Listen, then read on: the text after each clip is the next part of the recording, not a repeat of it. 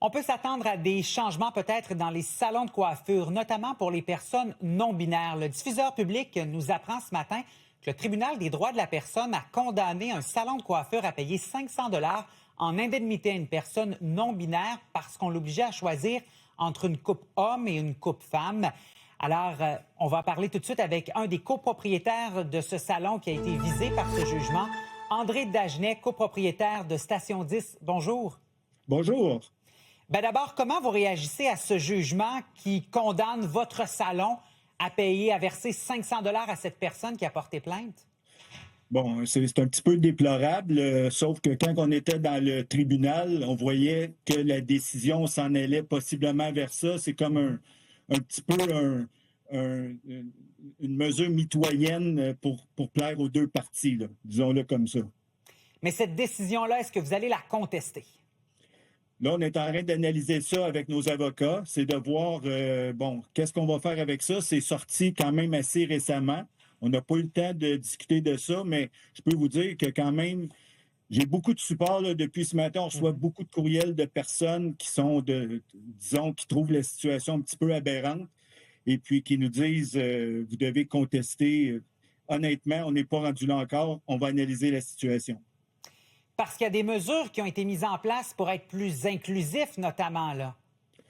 Moi, je pense qu'on est une entreprise qui est très inclusive. OK?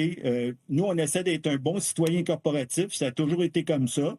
La situation nous a été présentée, ça remonte quand même à il y a 3 ans.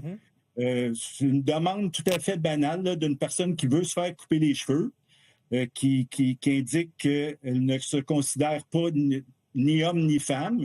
Nous, on coupe des cheveux. Alors, moi, j'ai seulement suggéré, prenez un rendez-vous.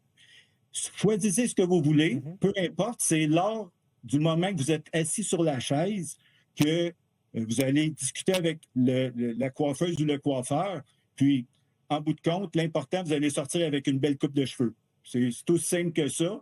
Et là, la situation a escaladé jusqu'à temps que ça se retrouve en cours. C'est vraiment déplorable. Et là, je vois à l'écran que vous avez l'option maintenant coupe non-genrée. Est-ce que c'est très utilisé? On a fait une statistique pour l'année 2025. On a eu 78 rendez-vous sur 20 000 coupes de cheveux.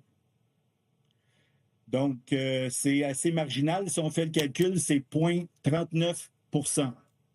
Mais ça, en cours, est-ce que le tribunal a pris ça en compte, que vous avez maintenant une mesure pour être encore plus inclusif?